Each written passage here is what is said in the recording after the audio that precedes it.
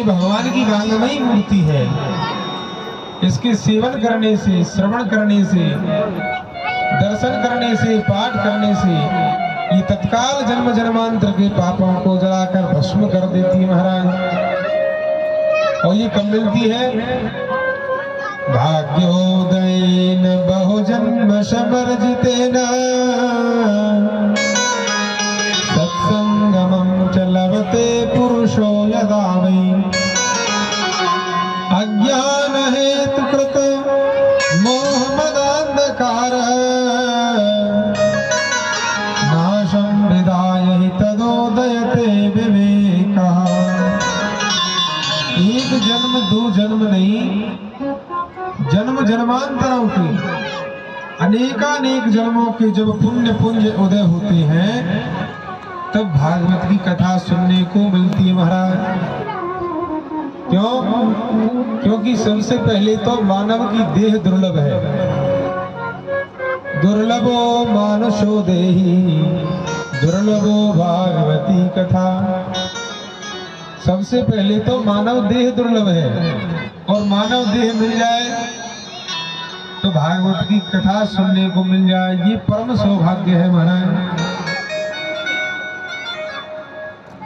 तो बंधुओं, आज कथा का प्रथम दिवस है।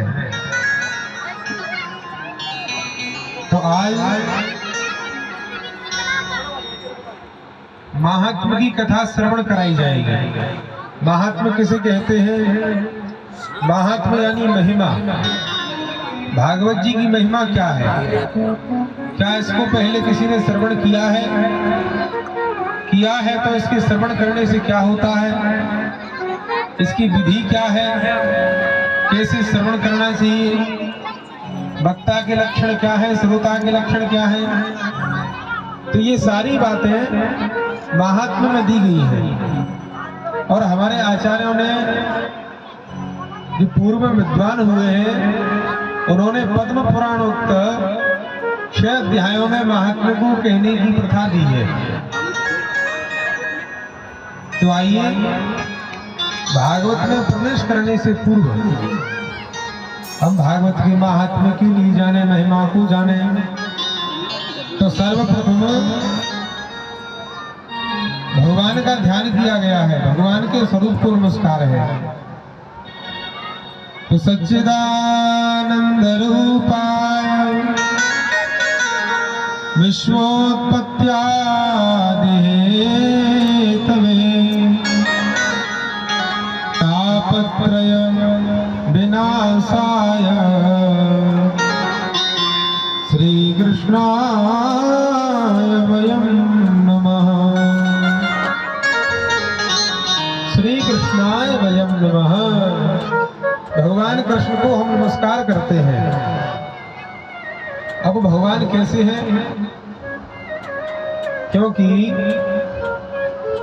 जब किसी व्यक्ति से परिचय होता है, किसी के बारे में बताता है कोई, तो पहले उसके स्वरूप के विषय में पूछता है कि कैसा है साहब। तो भगवान कैसे हैं? सच्चिदानंद रूपाय। भगवान सतघन चितघन आनंद घन है। सत्य किसे कहते हैं?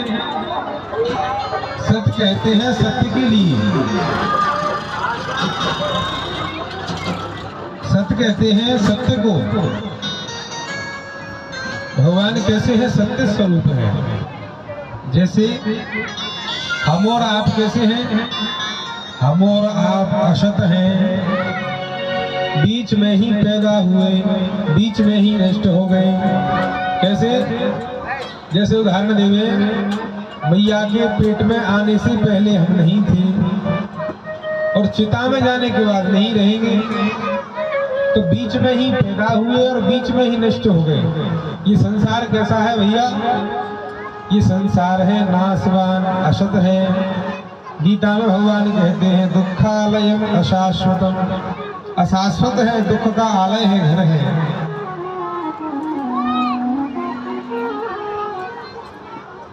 और परमात्मा कैसे है? वो सत्य स्वरूप है। फिर कहा गया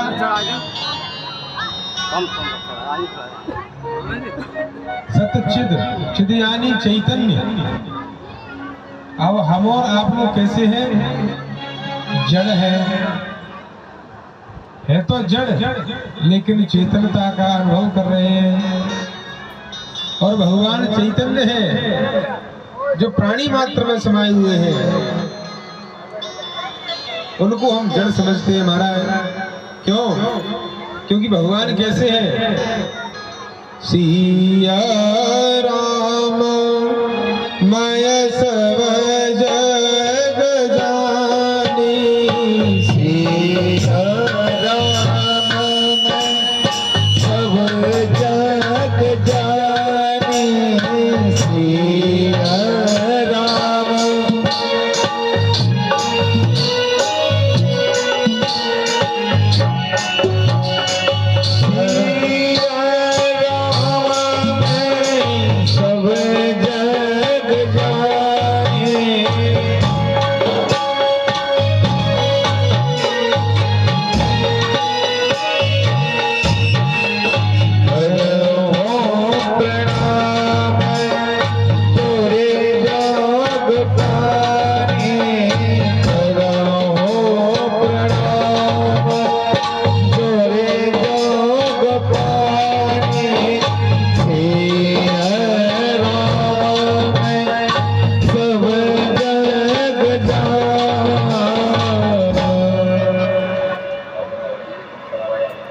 भगवान कैसे हैं? कण कण में व्याप्त है, चैतन्य स्वरूप है। फिर कहा गया आनंद स्वरूप। तो देखो बंधुओं, हर चीज का विलोम होता है, दिन का उल्टा रात होता है, प्रातः का सायं होता है, हर चीज का विलोम है।